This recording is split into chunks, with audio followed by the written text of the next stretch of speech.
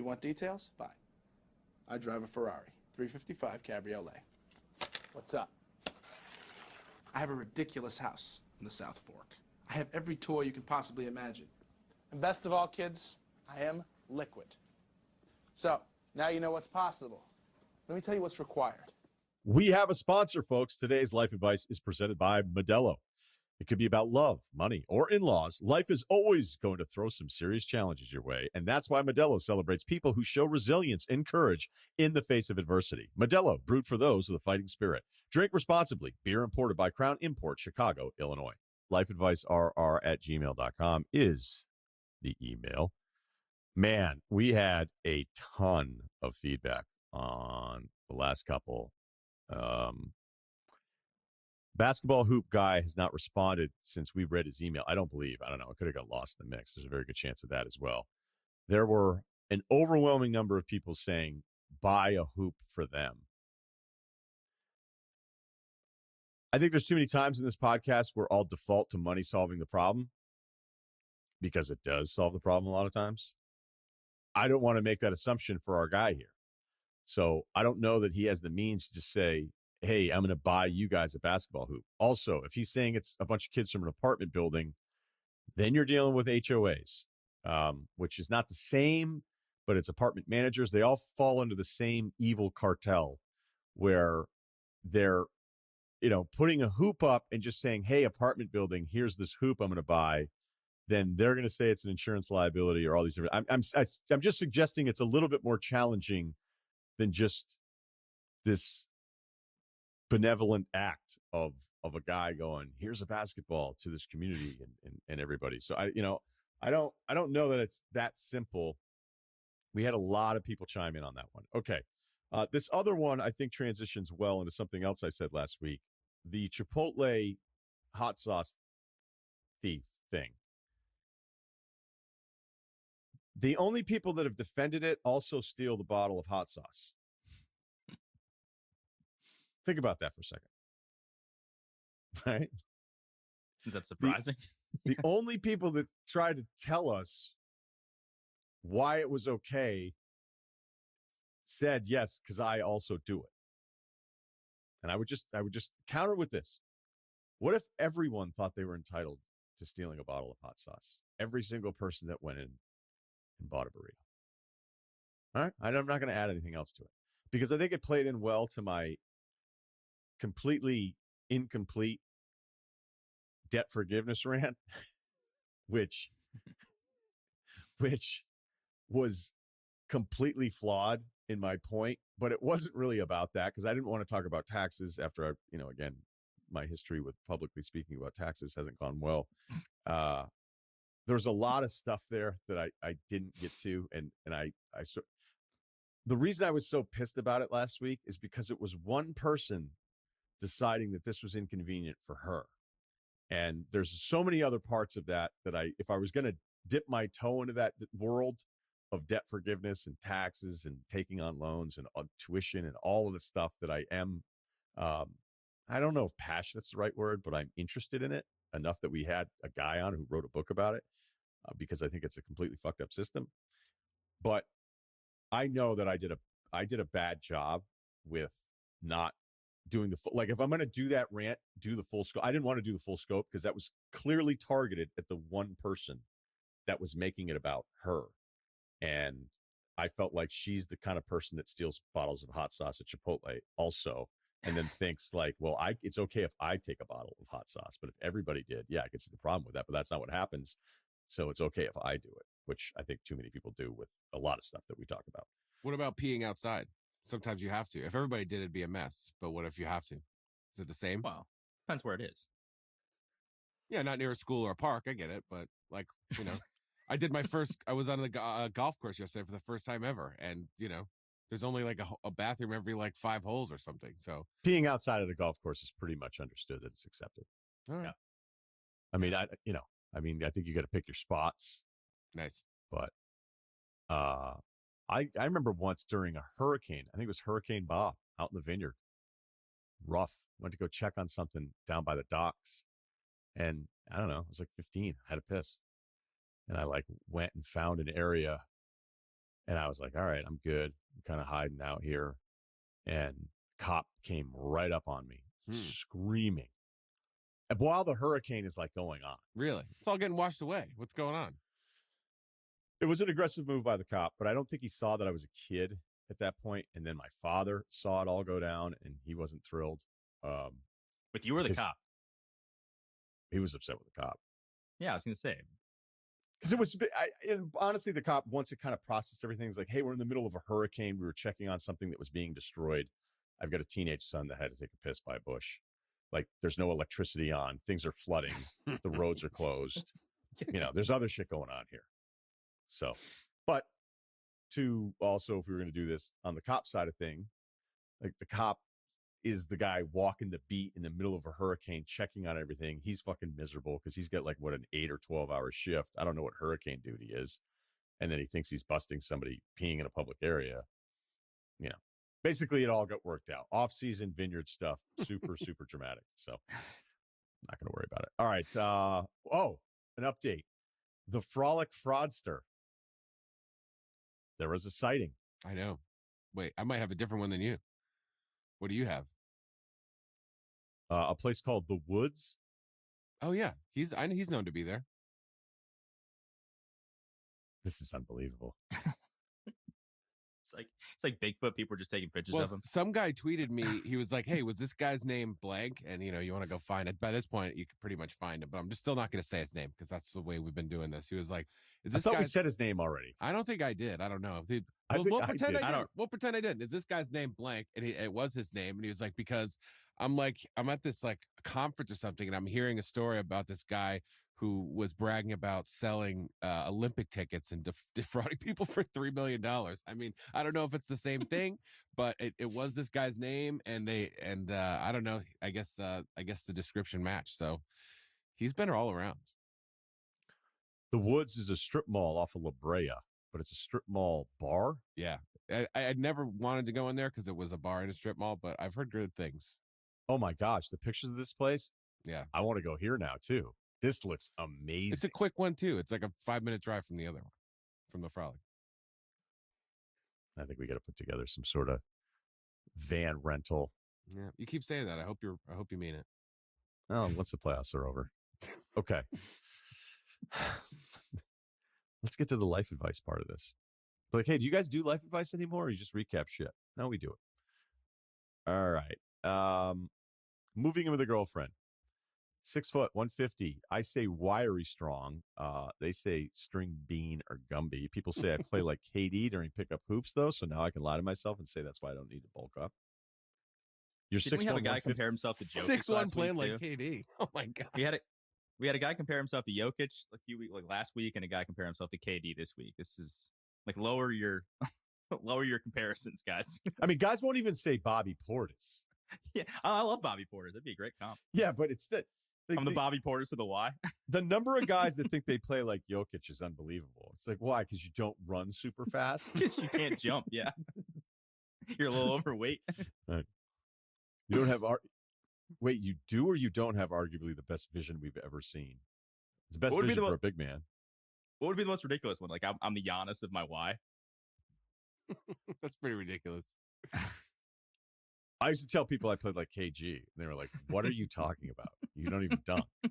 And I was like, no, it's just that I can, whatever, like if I have to play center or point guard, I got it. High release point, yeah. No, it wasn't even about that. It was more about like just the tools out of the toolbox. Like, which ones do you need today? Like, oh, you need me to power forward? No problem. You need me to set screens and pop? No problem. Although, after a while, if I didn't get any shots up and I was setting screens for younger guys, I would scream like, hey, I'm not here to fucking screen all day, guys. Who would your comp be currently? Ryen Russillo, pick up basketball, no. Manhattan Beach. I don't know. Paul Reed. I wish I had that much energy. That's trying to think. Maybe Sam Gash, fullback. Okay, back to our guy here. I'm 27. Back to our 6'1" KD. I'm 27 and been dating my girlfriend who's 25 for about a year and a half. She does well at work, makes more money than I do. She just bought a fairly nice house in, I guess we'll say the city. We'll just say the city. I'm not going to get to the specific neighborhood, but it's a good part in Chicago that I will be moving into in July. He says parentheses after July, my queen. What does that mean? Like just his queen bed, his queen mattress? don't Maybe know. he's saying it because she's like the breadwinner and is taking him in, so he's calling her my queen. I don't know. That's what I thought the first time I looked at this. I'm not sure. It's irrelevant. Should just keep moving on. Maybe he's a funny If it did guy. that. Maybe he's hilarious. He says yeah. KD and my queen, and he's funny. He's the funniest KD at 6'1" we've ever met. All right. I do just fine on my own, could easily continue renting or possibly buying a smaller place for myself. We're at the stage in our relationship we want to live together. Her house has plenty of room for the both of us, so the time seems right to move in when my lease is up. I will be paying her monthly with half going to things like taxes, HOA, and the other half towards her mortgage so I can build equity in the home with her. She says ideally we don't break up, and then it doesn't really matter. What's hers is mine, vice versa. Let's read that sentence again. The other half towards her mortgage so I can build equity in the home with her. She says ideally we don't break up and that it really doesn't matter because what's hers is mine and vice versa. However, if we do break up, and she says she would pay me back for the amount that I've invested towards the actual home during the time I've lived with her. This sounds like a pretty sweet setup to me, almost too good to be true. Is there any chance this blows up in my face? Yes, there definitely is. And he says, if so, how? All right. He also said, I'm trying to make myself more useful around the place than the average tenant by helping fix things and buying her some furniture. Not sure if that makes much of a difference, though. Okay. Look, this is not new. It happens all the time. Here's what I would say. Sounds like a pretty sweet deal, right? You guys are in love with each other, though, and you're negotiating. All right. When you fucking hate each other, the negotiations don't go as smooth. All right. And so there's a lot of times when people are breaking up, it's like, well, you said this. Yeah, I did. I said that when I liked you. And now I don't. And now I don't want to say those things anymore. And I feel differently. So I wouldn't buy your own house because of the concern, because people do break up. Happens all the time. Going to happen again. You just have to prepare yourself for what that could be. And maybe it is a clean break. We don't need emails from people sending in being like, I actually broke up and I got all my mortgage back, Ryan. You guys are idiots. No, we don't need that. We don't need that. I'm aware that option has happened. Good for you, guy. Yeah. Actually, okay. Everybody just move in together and start just having verbal agreements on how the mortgage payback is going to work once you're found out that you've been making out with a cocktail waitress at the lodge for an entire summer. All right. The woods. Let me know how your mortgage reimbursement plan goes then. Because when people break up, they do really petty shit, especially when we're talking about possessions. All right. I know somebody that asked for a dog back after 2 years because they got mad that the other person that had dumped them had upgraded. And then the guy realized, I'm still so pissed about this. I want my dog back. And the person I knew was like, all right, fine. So you could put stuff in writing. You could do some of that stuff. You could even do something weird, I guess, where you could have it be sort of a neutral account where you pay into that. But then it's like, okay, so what it'd be really weird too, because if that account grew as it should, you'd be like, I'm not really that into her. And if I cash out right now, I get like $6,000. Like anybody with this, go for it. But just be prepared that it's not that right now. It sounds like a great idea because you like each other so much. And when you're arguing over throw pillows and there's resentment, because there will be resentment from one side in a breakup almost all the time. That's where a lot of these transactions or these financial planning deals, that's where they go south. Yeah, I was gonna say the smoothest thing for you, the way that like you'll be happiest with the way you're treated, I think, in your relationship like now, is the smoother you roll into this. If you're like, yeah, sounds good, that's great, love you, we're not gonna break up, let's do this, it's fine. And I think, but then you do leave yourself open to whatever, if you really think you're going to get any sort of mortgage stuff back. So I think that the way that you be happiest in your relationship is probably by just going with the flow. And I think the more you ramp up trying to make some guarantees about some paperwork or whatever, maybe the more strange the feeling it'll be between the two of you, at least when you're first putting it on the table. And not to bring it back to Judge Judy, but when you got nothing in writing, she's like, goodbye, sir, goodbye. So just, I know you probably won't be going on Judge Judy if you're trying to recoup this thing, but I think most judges are going to be like, well, what do you have to show me? You're like, well, she said, and he's like, okay, goodbye. So, I mean, it seems like you're not going to get any guarantees unless you maybe write something down. But if you do write something down, it might be a little weird for your relationship. So I don't know. I think maybe just deal with the thing. And how are all these 20 somethings buying houses? What the hell is that? She said he's 20. He said he's 27 and she's 25. She just bought a house. Give me a break. In Chicago? He at said that? he said she does pretty well, but you're right. The part of town, like she had to be doing, maybe it was debt forgiveness. Who knows? Just kidding. God. Do you guys have anything you've ever argued over possession, like possessional breakup? No, up until this point, I've only lost clothes. I lost some CDs back in the day that I was really bummed about. Never got them back. I asked a couple times, but nothing like super major. Yeah, I loaned money to get an iPhone fixed, and we broke up like a month later. She was like, "What are you talking about?" It's like, all right, well, this hurts. This hurts real bad because I need to get my iPhone fixed, but I would really like to. So whatever. Tough days. Same one who stole my jackets. Whatever. I mean, clothes. You should lose clothes. Like you're going to lose clothes if you break up in any relationship. That's a given. I don't even think that guys are going to lose clothes. Not many guys will be like, "Oh, I snagged this sweet mid. Love this crop." Yeah, it's fucking sickest scarf ever. She's never gonna. She's gonna be so pissed. I've never met any guys that were like, "Man, when we broke up, it sucked." But unless you're dating Harry Styles, everything's fair game. What's going on with Harry? I think he's got a new album coming out soon. Yeah, pretty excited about it. Was that what he was talking about? I don't know. All right. Moving on. Moving on. We had a good one here. I think it was good. Maybe a C plus B.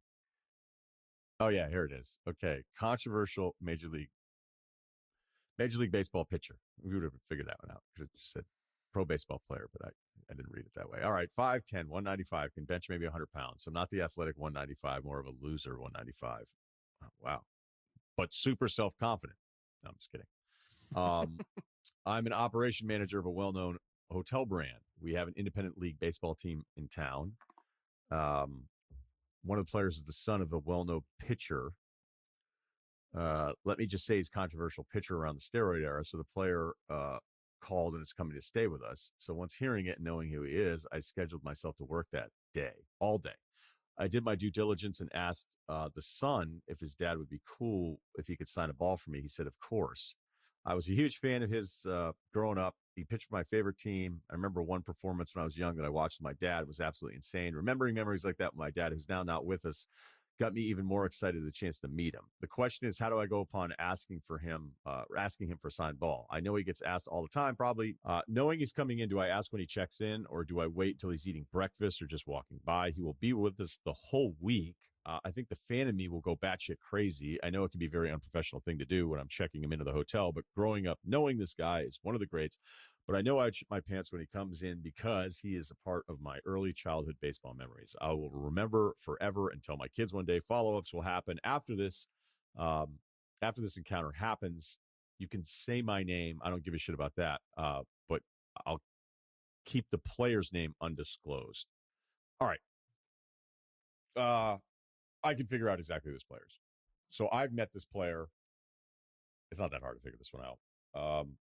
And I would tell you he's actually very, very nice in these settings. So you have that working for you. Okay.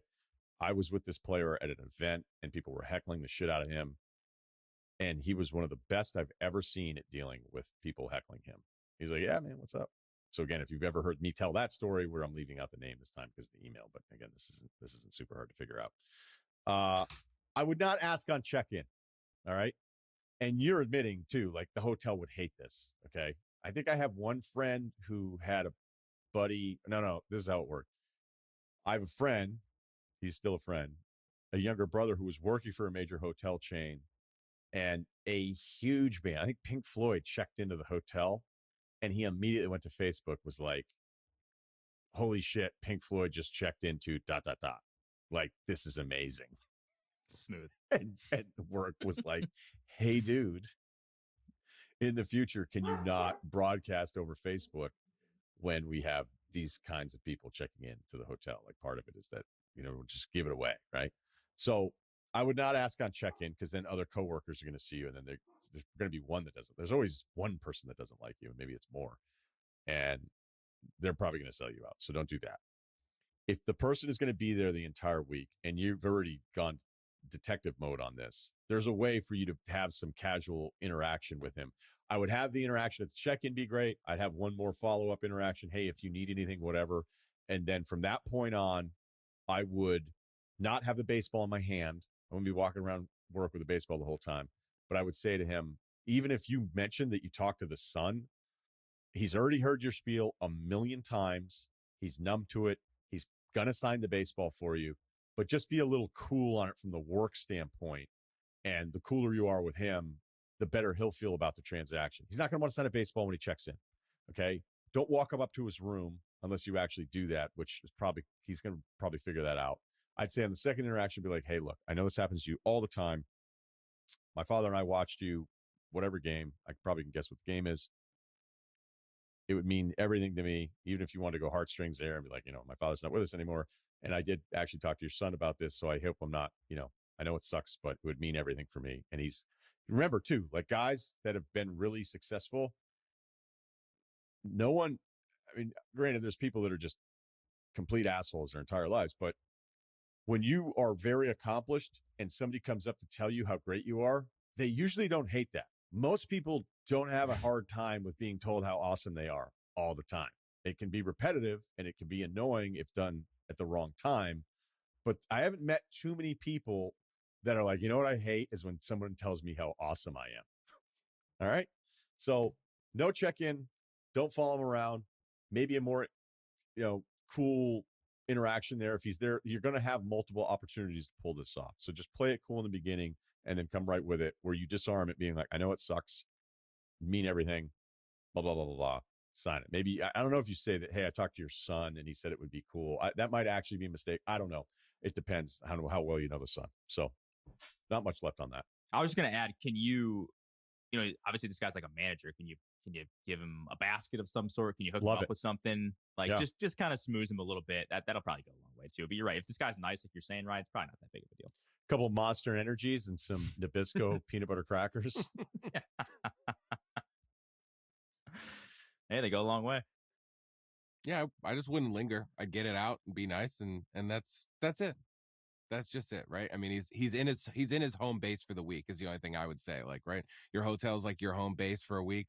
I would want him to feel like, wouldn't want him to feel stared at the whole time. So yeah, I just wouldn't linger and just put the effort into making it as cool and laid back as you could be while still asking this man to sign something for you out of left field, no pun intended. So perfect. Today's life advice was presented by Modelo. Modelo knows it doesn't matter where you come from. It matters what you're made of.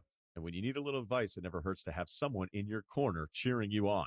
Modelo came from small beginnings and never gave up. That's what makes a lion. Modelo, brewed for those with a fighting spirit. Drink responsibly. Beer imported by Crown Imports, Chicago, Illinois. Thanks to Kyle. Thanks to Steve. As always, thanks for listening to the podcast. We'll be back on Thursday with just more stuff. I think we got Van Lathan again. He's always great when he joins us. The Best Buy stories alone were Hall of Fame episode stuff, and he's got a new book out. So that's what we'll do on Thursday. So enjoy the hoops. Talk to you then.